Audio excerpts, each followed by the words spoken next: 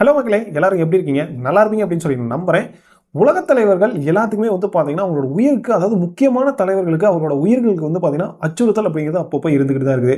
இதில மெயினா சொல்லப்போனா ரஷ்ய அதிபரான புதினுக்கு பார்த்தீங்கன்னா, அவரோட உயிருக்கு அளவுக்கு அதிகமான அச்சுறுத்தல்கள் இருக்குது. காரணம் என்ன அப்படின்னா, இந்த ரஷ்யா, உக்ரைன் போருக்கு அப்புறமே பார்த்தீங்கன்னா, அவரோட உயிருக்கு ஆபத்து அப்படிங்கிறது அதிகமாவே ஆயிருக்கு அப்படின்னே சொல்லணும்.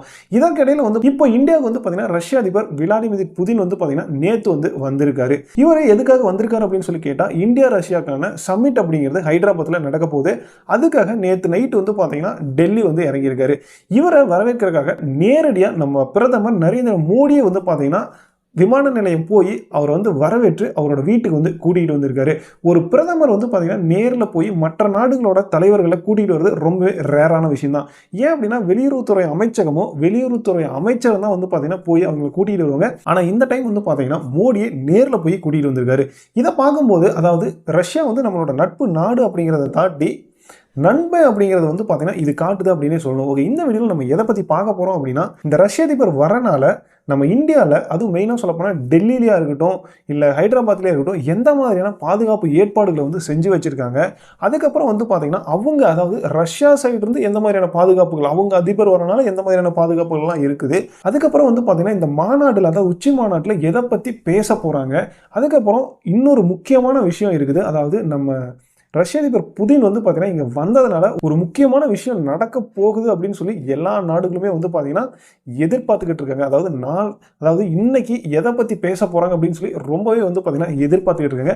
அதை பற்றி தான் இந்த வீடியோவில் பார்த்தீங்கன்னா முழுமையாக பார்க்க போகிறோம். வாங்க வீடியோக்குள்ளே போகலாம். எப்பயுமே பார்த்தீங்கன்னா ஒரு நாட்டோட தலைவர்கள் பார்த்தீங்கன்னா மற்ற நாடுகளுக்கு போகிறாங்க அப்படின்னா இங்கே இருக்கிற அதாவது நம்ம இந்தியாவாக இருக்கட்டும் இல்லை வேற நாட்டு தலைவர்கள் நம்ம இந்தியாவுக்கு வந்தாலும் சரி அவங்களோட இன்டெலிஜென்ஸ் பார்த்தீங்கன்னா அவங்க வரதுக்கு முன்னாடியே இங்கே அதாவது அவங்களோட பாதுகாப்புகளை பார்த்தீங்கன்னா உறுதி பண்ணுவாங்க. இது மாதிரி தான் ரஷ்ய அதிபர் புதின் இங்கே வரதுக்காக அவர் வரதுக்கு ஒரு நாள் முன்னாடியே பார்த்தீங்கன்னா அவரோட அதாவது ரஷ்யாவில் பார்த்தீங்கன்னா ஒரு கார்கோ ஃப்ளைட் அப்படிங்கிறது இங்கே வருது. இந்த கார்கோ ஃப்ளைட்டில் என்ன இருக்குது அப்படின்னா அவரோட 2 கார் பார்த்தீங்கன்னா முதல்ல இறங்கிடுது. ஏன் அப்படின்னா அதாவது மெயினாக சொல்ல போனால் இந்த ரஷ்ய அதிபர் புதின் பார்த்தீங்கன்னா எந்த நாடுகளுக்கு போனாலும் அவரோட காரு அதுக்கப்புறம் அவரோட டாய்லெட் இது எல்லாமே பார்த்தீங்கன்னா அந்த கார்கோ ஃப்ளைட்டில் முன்னாடியே போய் அங்கே இறங்கிடும். ஏன் அப்படின்னா அவரோட சேஃப்டிக்காக தான் இது எல்லாமே பண்ணுறாங்க. அது மட்டும் இல்லாமல் ரஷ்யாவோட இன்டெலிஜென்ஸ் பார்த்தீங்கன்னா இங்கே பாதுகாப்பு ஏற்பாடுகள்லாம் எப்படி இருக்குது அப்படிங்கிறத அவங்க முன்னாடியே எல்லாமே பார்த்தீங்கன்னா அனலைஸ் பண்ணிடுவாங்க. இந்த மாதிரி தான் இப்போ பார்த்தீங்கன்னா புதின் வரதுக்கு என்னெல்லாம் முன்னெச்சரிக்கை ஏற்பாடுகள் பண்ண முடியுமோ அது எல்லாமே பார்த்தீங்கன்னா ரஷ்யாவோட இன்டெலிஜென்ஸ் அதுக்கப்புறம் ஃபோர்ஸ் எல்லாமே சேர்ந்து அதுக்கப்புறம் நம்ம இந்தியாவில் இருக்கிற இன்டெலிஜென்ஸ் ஃபோர்ஸ் எல்லாமே சேர்ந்து பார்த்தீங்கன்னா ஏற்பாடுகளை செஞ்சுருக்காங்க அப்படின்னே சொல்லணும். இதற்கிடையில் தான் பார்த்தீங்கன்னா நேற்று நைட்டு புதின் இங்கே இறங்கிட்டாரு. இதை பார்த்தீங்கன்னா நம்ம இந்திய பிரதமர் மோடி நேர்லேயே போய் அவரை ஆற தழுவி கட்டி அணைச்சு அவர் வரவேற்று இருக்காரு. அதாவது மற்ற நாடுகளுக்கு புதின் போனதை எல்லாருமே பார்த்துருப்போம். ஜஸ்ட் போயிட்டு கை குலுக்கிட்டு அதோட விட்டுருவாங்க. ஆனால் இவரோட அந்த அரவணைப்பு அப்படிங்கிறது உண்மையிலுமே சொல்லப்போனால் அதாவது நட்பு நாடு அப்படிங்கிறத தாட்டி அவங்களோட ஃப்ரெண்ட்ஷிப் எந்த அளவுக்கு இருக்குது அப்படிங்கிறத கண்டிப்பாக நம்மளால் பார்க்க முடியுது அப்படின்னு சொல்லணும். அதுக்கப்புறம் நாளைக்கு பார்த்தீங்கன்னா இந்தியாவுக்கும் ரஷ்யாவுக்கும் பார்த்தீங்கன்னா அந்த சம்மிட் அப்படிங்கிறது ஹைதராபாத்தில் நடக்க போகுது. இதுக்காக அவங்க பண்ணியிருக்கிற ஏற்பாடுகள் எப்படியெல்லாம் இருக்குது அப்படின்னா அதாவது ரஷ்ய அதிபர் இங்கே நம்ம இந்தியாவுக்குள்ளே வரதுக்கே பார்த்தீங்கன்னா அவரோட தனி ஃப்ளைட்டில் தான் வந்தார். அந்த ஃப்ளைட் எந்த மாதிரி இருந்திருக்கு அப்படின்னா அங்கே மாஸ்கோவில் கிளம்புன அந்த ஃப்ளைட் அப்படிங்கிறது நம்ம இந்தியா வரதுக்கு அதாவது அவங்களோட கம்யூனிகேஷன் அப்படிங்கிறதே பார்த்தீங்கன்னா அந்த ஃப்ளைட்டுக்கான கம்யூனிகேஷன் அப்படிங்கிறதே சேட்டலைட் கம்யூனிகேஷன் தான். அந்த சேட்டலைட் கம்யூனிகேஷனுமே ரொம்பவே என்கிரிப்டடாக இருந்திருக்குது. ஏன் அப்படின்னா மற்ற யாருமே பார்த்தீங்கன்னா அதை ஒட்டு கேட்டக்கூடாது அப்படிங்கிறதுக்காக ரொம்பவே என்கிரிப்டாக இருந்திருக்குது. அதுக்கப்புறம் அதே மாதிரி அவர் வரப்போ பார்த்தீங்கன்னா நம்ம இந்தியாவில் இறங்கி டெல்லியில் அவரோட மோடியோட வீட்டுக்கு போகிறதுக்கு எல்லா அந்த டிராஃபிக் ஃபுல்லாகவே பார்த்தீங்கன்னா ஃபுல்லாக எல்லாமே பார்த்தீங்கன்னா கட் பண்ணிட்டாங்க அப்படின்னு சொல்லலாம். அவங்களோட அந்த போக்குவரத்து எல்லாமே கட் பண்ணிட்டாங்க. இதற்கிடையில் ஒரு சுவாரஸ்யமான விஷயமும் நடந்திருக்கு. என்ன அப்படின்னா அதாவது புதின் அவரோட காரில் போகாமல் மோடியோட ஃபார்ச்சுனர் காரில் தான் பார்த்தீங்கன்னா அவரோட வீட்டுக்கே விருந்துக்கு போயிருக்காரு அப்படிங்கிறத நம்ம எல்லாருமே கண்டிப்பாக பார்த்துருப்போம். அந்த ஃபார்ச்சுனர் காரில் போய் அவரோட வீட்டில் இறங்குனது ஏன் அப்படின்னா ரொம்பவே கேஷுவலாக இந்த வாட்டி போயிருங்க. அவ்வளோ செக்யூரிட்டி ஃபோர்ஸாக அவங்களோட கார் பார்த்தீங்கன்னா எவ்வளோ ஃபெசிலிட்டி இருக்கும் அந்த பிஎம் காரில். ஆனால் அதெல்லாம் விட்டுட்டு நார்மலாக ஃபார்ச்சுனர் காரில் போயிருக்காங்க. இதை எல்லாருமே பார்த்தீங்கன்னா நேற்று நைட்லேருந்து பயங்கரமாக பேசிக்கிட்டு இருக்காங்க. அதுக்கப்புறம் இந்த சமிட்டுக்காக ஹைதராபாத் போகிறாங்கல்ல அங்கே எந்த மாதிரியான பாதுகாப்புகள்லாம் இருக்குது அப்படின்னா உண்மையாக சொல்லப்போனால் அவங்க போகிற வழி எல்லாமே பார்த்தீங்கன்னா அதாவது அவங்க ஃப்ளைட்டு போகிறதா இருக்கட்டும், இல்லை அங்கே விமான நிலையத்திலிருந்து மறுபடியும் அங்கே சம்மிட்டுக்கு போகிறதா இருக்கட்டும், எல்லாமே வந்து பார்த்தீங்கன்னா பொது போக்குவரத்து அப்படிங்கிறத டோட்டலாக வந்து கட் பண்ணியிருக்காங்க அப்படின்னே சொல்லணும்.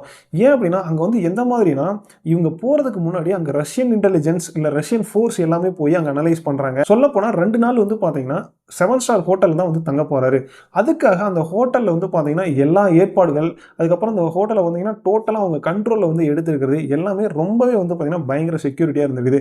அதுக்கப்புறம் ஹைதராபாத்தில் வந்து பார்த்தீங்கன்னா அதாவது அவங்களோட ரஷ்யனோட இன்டெலிஜென்ஸ் ஃபோர்ஸாக இருக்கட்டும், இல்லை அடுத்தது 2வது சொல்ல போனால் எஸ்பிஜி, நம்ம இந்தியாவோட எஸ்பிஜி, என்எஸ்சி, அதுக்கப்புறம் வந்து பார்த்தீங்கன்னா விவிஐபியோட அந்த ஃபோர்ஸாக இருக்கட்டும், இல்லை லோக்கல் போலீஸ், இந்த மாதிரி வந்து பார்த்தீங்கன்னா நிறையா செக்யூரிட்டி சிஸ்டத்தை வச்சுருக்காங்க. இது எல்லாத்தையுமே தாண்டி QRT, அதாவது குயிக் ரெஸ்பான்ஸ் டீம்னு சொல்லி அந்த டீமும் வந்து பார்த்தீங்கன்னா போய் இறங்கியிருக்காங்க. அதுக்கப்புறம் பாம் ஸ்குவாட் வந்து போயிருக்காங்க. அதுக்கப்புறம் ஸ்குவாட்னு சொல்லுவாங்க, அதாவது ஷார்ட் வெப்பன் டீம் அப்படின்னு சொல்லுவாங்க. அவங்களும் வந்து பார்த்தீங்கன்னா அங்கே போய் இறங்கியிருக்காங்க. ஏன் அப்படின்னா இந்த ரீசெண்டாக வந்து இந்த டெல்லியில் பாம் பிளாஸ்ட்லாம் வந்து நடந்ததில்ல, இதெல்லாம் வந்து பார்த்துட்டு அந்த செக்யூரிட்டி அப்படிங்கிறத ரொம்பவே வந்து பார்த்தீங்கன்னா ஹையாக வந்து பண்ணியிருக்காங்க அப்படின்னே சொல்லணும். ஏன் அப்படின்னா ஒரு உலகத் தலைவர் வந்து நம்ம இந்தியாவுக்கு வர்றப்ப எந்த வித ஒரு அசம்பாவிதமும் நடந்துடக்கூடாது அப்படிங்கிறதுல எல்லாருமே வந்து பார்த்தீங்கன்னா ரொம்பவே கண்ணும் கருத்துமா வந்து பார்த்து எல்லா விஷயங்களையுமே செஞ்சுக்கிட்டு இருக்காங்க. அதுக்கப்புறம் வந்து பார்த்தீங்கன்னா இந்த உச்சி மாநாடு இன்னைக்கு நடக்க போகுது. இந்த உச்சி மாநாட்டில் எந்த மாதிரியான விஷயங்கள் வந்து பேச போகிறாங்க அப்படின்னா, அதாவது நம்ம இந்தியாவுக்கும் ரஷ்யாவுக்கும் வந்து பார்த்தீங்கன்னா அவங்களோட உறவுகளாக இருக்கட்டும். ஏன் அப்படின்னா இவங்க வரதுக்கு முன்னாடி பிப்ரவரியிலே வந்து பார்த்தீங்கன்னா அதாவது ரஷ்யா இந்தியாவோட அதிகாரிகள் அப்படிங்கிறவங்க சந்திச்சுக்கிட்டாங்க. இந்த அதிகாரிகள் சந்திச்சுக்கிட்டது வந்து பார்த்தீங்கன்னா ரெலோஸ் அப்படின்னு சொல்லக்கூடிய ஒரு உடன்படிக்கையை வந்து பார்த்தீங்கன்னா இவங்க வந்து போட்டுக்கிட்டாங்க. இந்த ரெலோஸ் உடன்படிக்கையை வந்து பார்த்தீங்கன்னா இப்போதான் வந்து அதிகாரப்பூர்வமாக அவங்களோட பாராளுமன்றத்தில், அதாவது கீழ் சபையில் வந்து பார்த்தீங்கன்னா அவங்களோட கீழ் சபையை டூபே அப்படின்னு சொல்லுவாங்க. அந்த டூபேல வந்து பார்த்தீங்கன்னா பாஸும் வந்து பண்ணியிருக்காங்க. அதனால இந்த ரெலோஸ் உடன்படிக்கை மூலியமா நம்ம இந்தியாவோட, அதாவது இந்தியாவுக்கு ரஷ்யாக்கான உறவுகள் அப்படிங்கிறது இன்னுமே மேம்படுறதுக்கான வாய்ப்புகள் நிறைய இருக்குது அப்படின்னு சொல்கிறாங்க.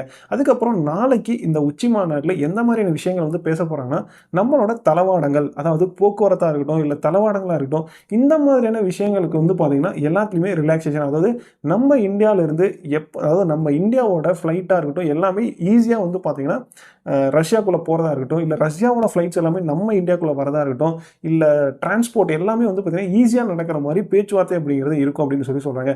அதுக்கப்புறம் இந்த ராணுவ தளவாடங்கள் சொல்லப்போனால் நம்ம பாகிஸ்தான் கூட சண்டை வந்தப்போ கூட வந்து பார்த்தீங்கன்னா S-400 தான் பயங்கரமாக சுட்டு எல்லா விமானங்களையும் வந்து பார்த்தீங்கன்னா வீழ்த்துச்சு. அந்த வீடியோ எல்லாருமே வந்து பார்த்துருவீங்க. அடுத்ததாக S-500 வந்து நம்ம இந்தியாவுக்கு கொடுக்க போகிறதா ரஷ்யா வந்து சொல்லிக்கிட்டு இருக்காங்க. அதுக்கான பேச்சுவார்த்தைகளும் கண்டிப்பாக இருக்கும் அப்படின்னு சொல்லி எல்லாருமே எதிர்பார்த்துட்டு இருக்காங்க. இந்த ரஷ்யா இந்தியாவோட உச்சி மாநாடு, அதாவது சம்மிட்டை வந்து பார்த்தீங்கன்னா உலக நாடுகளே என்ன பேச போகிறாங்க, என்ன இவங்க வந்து பண்ண போகிறாங்க அப்படிங்கிறத எல்லாருமே வந்து பார்த்தீங்கன்னா உற்று நோக்கிக்கிட்டு இருக்காங்க அப்படின்னே சொல்லணும். அதுக்கப்புறம் இன்னொரு சுவாரஸ்யமான விஷயம் அப்படின்னு சொன்னேன்ல, அதாவது ரஷ்யா அதிபர் வந்து இங்கே வரது வந்து ஒரு சுவாரஸ்யமான விஷயமா இருக்குன்னு. ஏன் அப்படின்னா இதுக்கு முன்னாடி 2021 ரஷ்ய அதிபர், அதாவது புதின் வந்து இங்கே இந்தியா வந்துட்டு போனப்போ வந்து பார்த்தீங்கன்னா, அதாவது வந்துட்டு போனதுக்கு அப்புறம் தான் உக்ரைனுக்கான போர் அப்படிங்கிறது அங்கே வந்து தொடங்குச்சு. அதுக்கப்புறம் இந்த போர் தொடங்குனதுக்கு அப்புறம் 2021க்கு அப்புறம் வந்து பார்த்தீங்கன்னா இப்போ தான் மறுபடியும் புதின் வந்து இந்தியா வரப்போறாரு. ஒருவேளை இப்போ புதின் இங்கே வந்துட்டு போனதுக்கப்புறம் போர் நிறுத்துறதுக்கான வாய்ப்புகள் நிறையவே இருக்கும் அப்படின்னு சொல்லி உலக நாடுகள் எல்லாருமே வந்து பேசிக்கிட்டு இருக்காங்க.